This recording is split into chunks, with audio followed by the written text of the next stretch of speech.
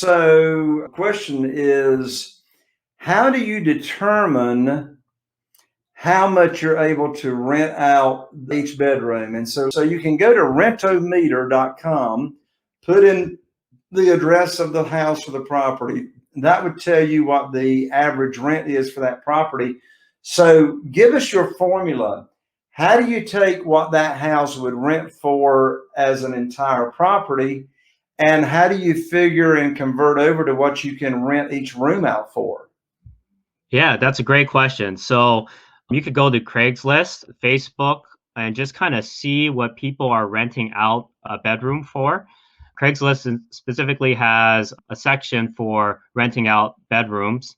And then you can see kind of what the price range is there. Typically in a college town, I find that bedrooms can be rented out for anywhere from $500 to $700, although I've also seen some bedrooms rent out for more.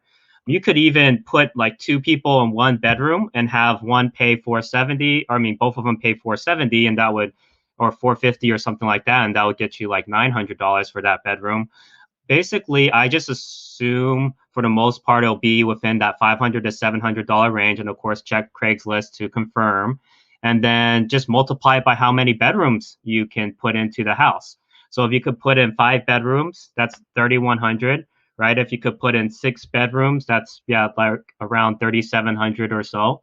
So yeah, it really depends on how many extra room you have that you can turn into a bedroom, or yeah, and basically just add value to the house. And all of the tenants living in the houses are college students. They are, yes. I target college students with my marketing.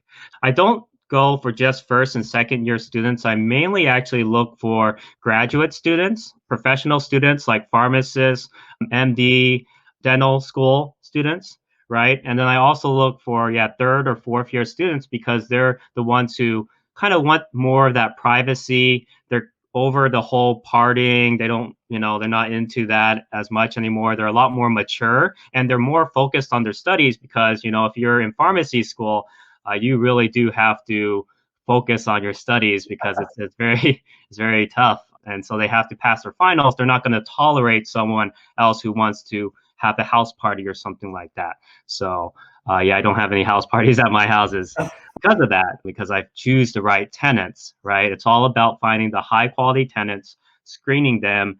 And yeah, I have 1 year leases and they can always sublease to someone if they're not in the property. So it's, I have back-to-back leases and it gives me that almost, like you said, $11,000 in rental income each month.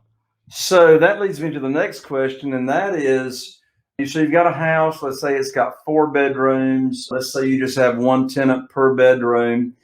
How do they go about the common areas, sharing the living room, sharing the kitchen, and how do they keep their personal belongings, secure? I mean, are there deadbolts on the bedroom doors? How does that work? Yeah, so each bedroom door does have a lock.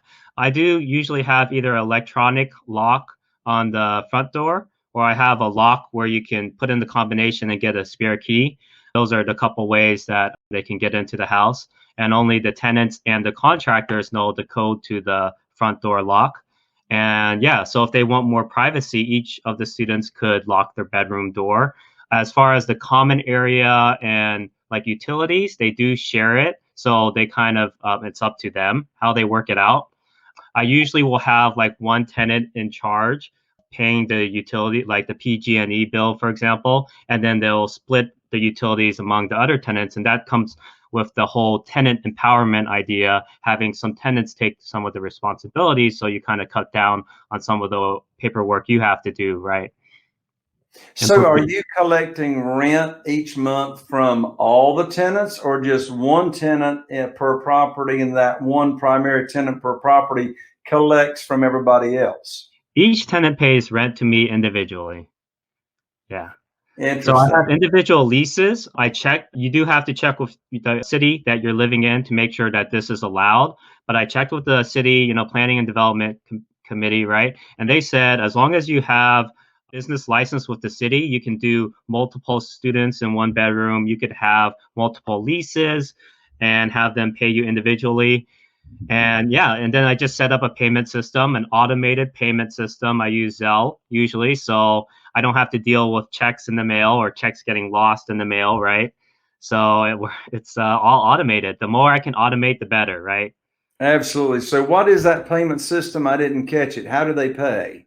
Oh, Zelle. I use Zelle payments. Is that Zelle. A lot of the banks actually set up with Zelle. It's a third-party app on your phone you can use to do direct deposits. And so you get notified immediately when the deposit's made. So you can also know if they paid rent late, right? Rather than having them say, oh, the check must have gone lost in the mail or something, right? I know exactly when they paid their rent, so I can charge late fees accordingly.